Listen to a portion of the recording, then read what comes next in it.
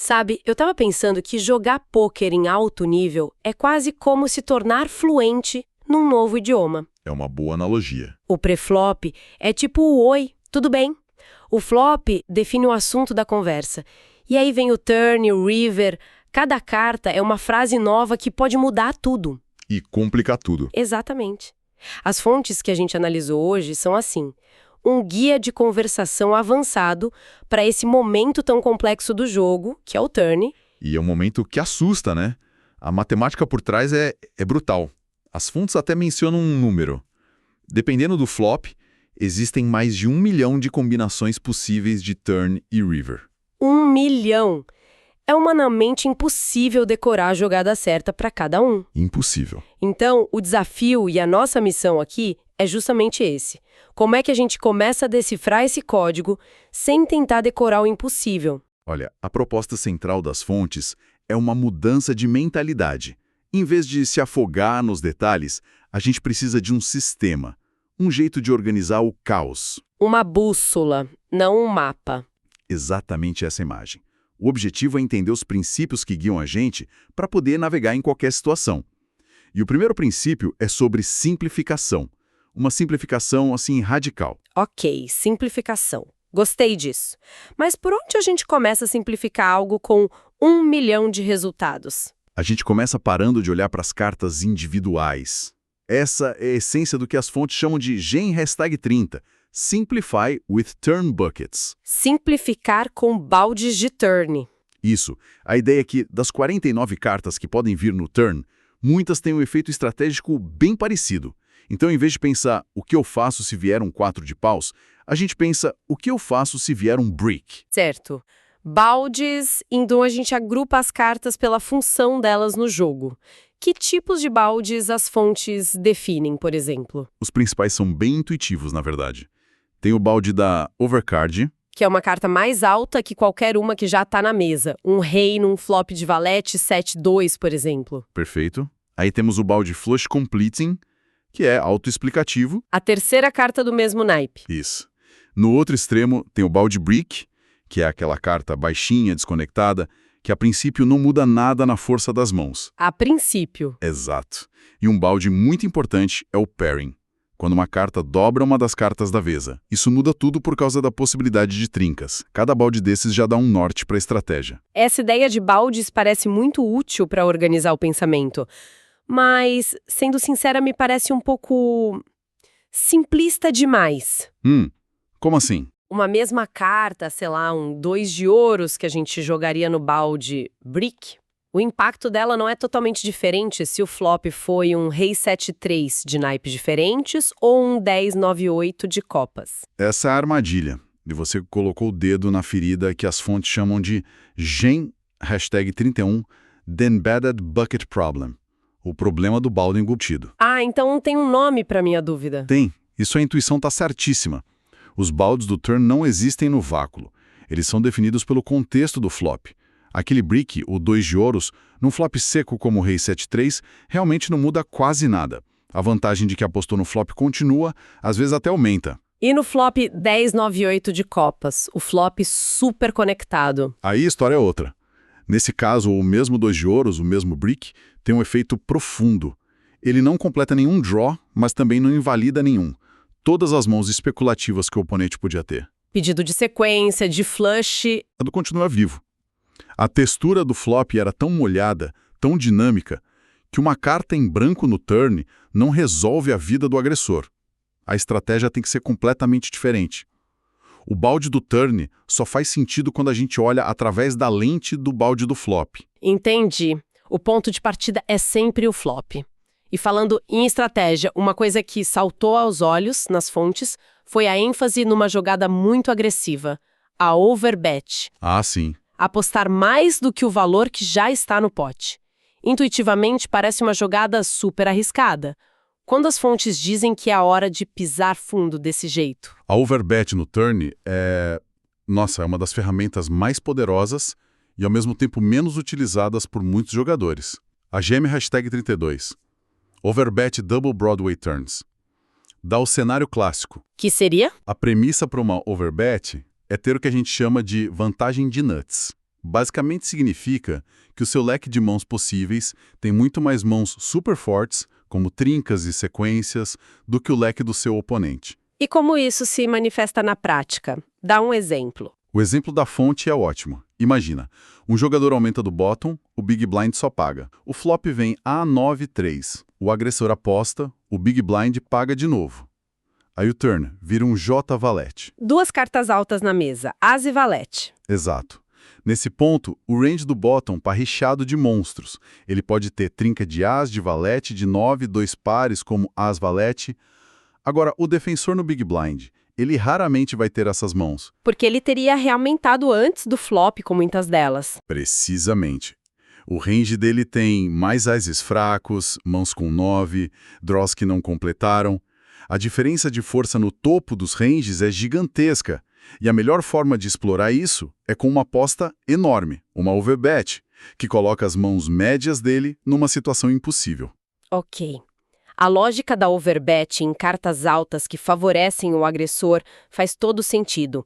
Mas o que realmente me surpreendeu nas fontes foi a recomendação de fazer a mesma coisa, às vezes até mais forte, em cartas que parecem inofensivas. Nos bricks. Ah, essa é a parte contra-intuitiva. Totalmente. Eu pensaria que, se nada mudou, a aposta continua igual.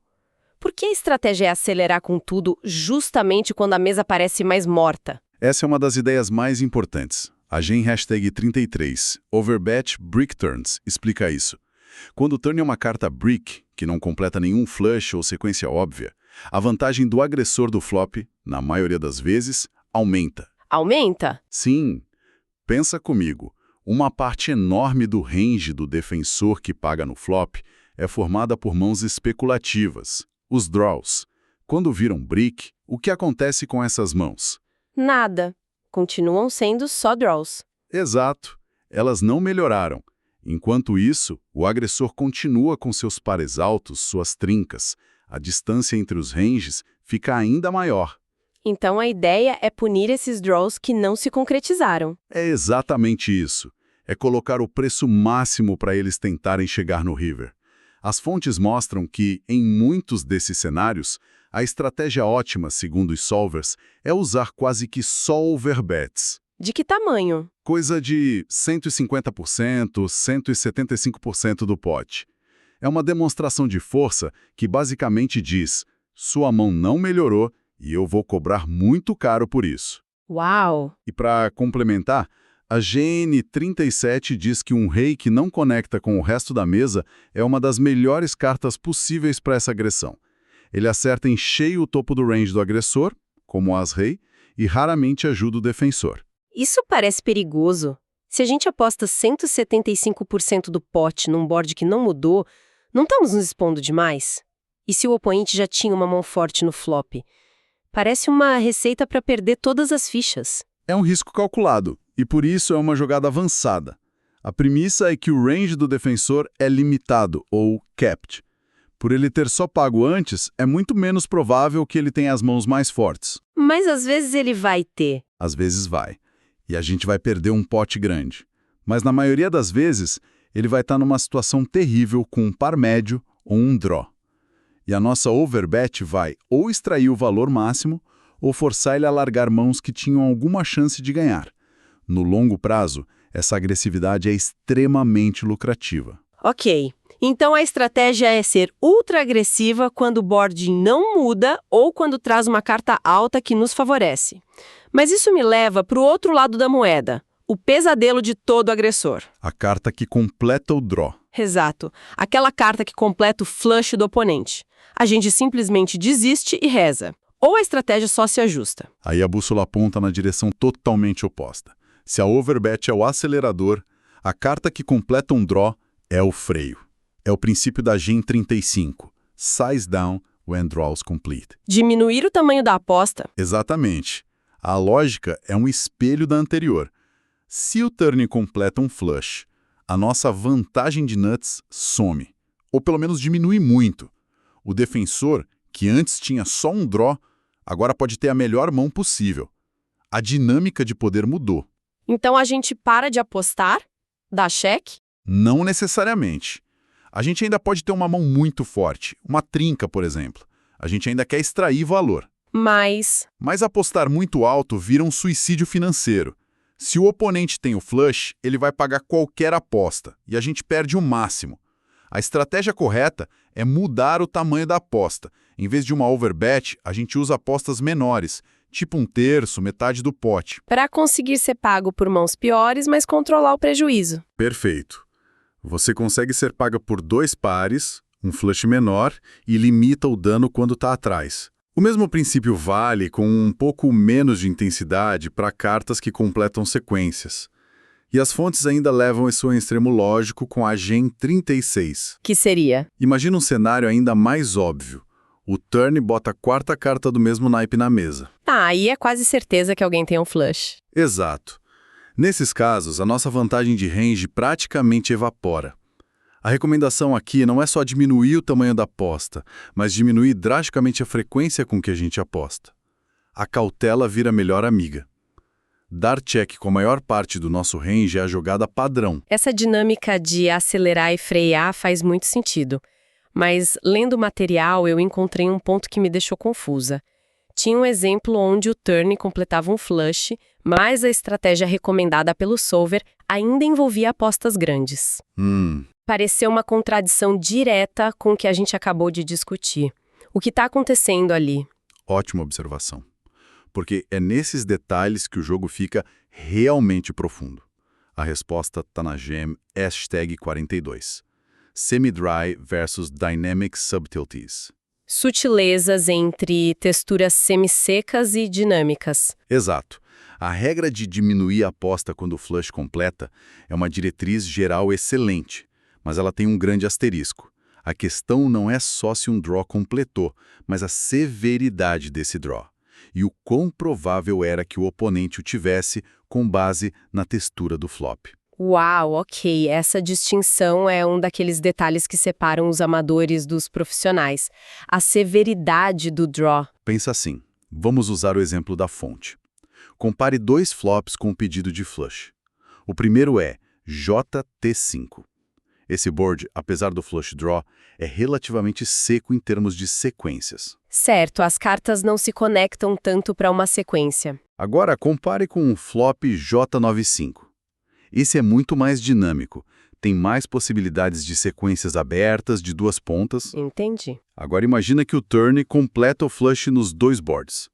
No primeiro caso, JT5, o range do oponente que tem o flush é mais restrito. Ele tem menos combinações de mãos que fazem flushes e sequências ao mesmo tempo. Já no segundo board, J95, o range dele é muito mais denso. Ele pode ter assentado um flush, uma sequência, até um straight flush. A mão dele é, em média, muito mais forte. Perfeito.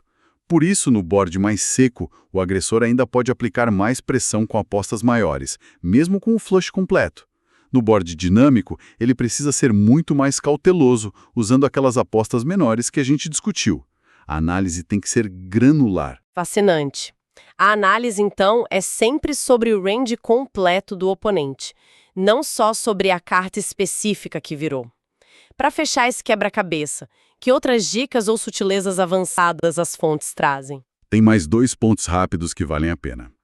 A gema 39 destaca que as overbets também acontecem em 3 betpots. Aqueles pots com realmento antes do flop. Isso, mas a frequência é menor. Como os ranges dos 2 jogadores já são mais fortes e mais estreitos, a vantagem de nuts é menos gritante, então a estratégia se ajusta. Faz sentido. E o outro ponto? E a gema 41 menciona uma jogada que muitos jogadores simplesmente não têm no arsenal, a Overbet Gem.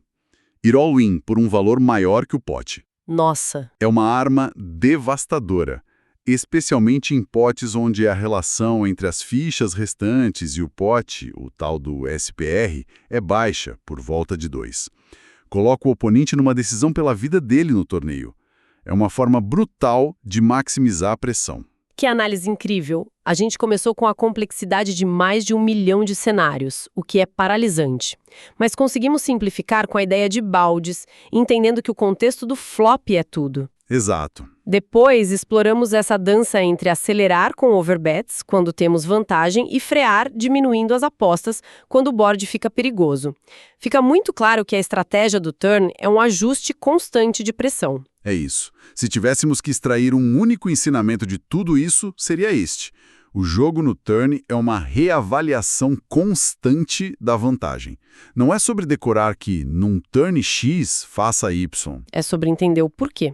É sobre entender como cada carta que vira no board altera o equilíbrio de poder entre o seu range de mãos e o range do seu oponente.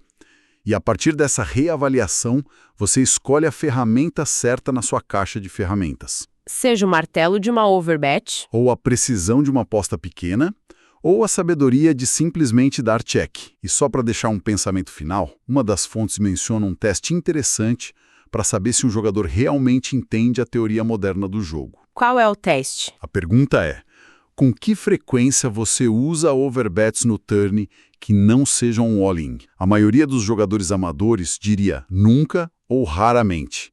E isso me leva a uma questão mais ampla que vai muito além do poker.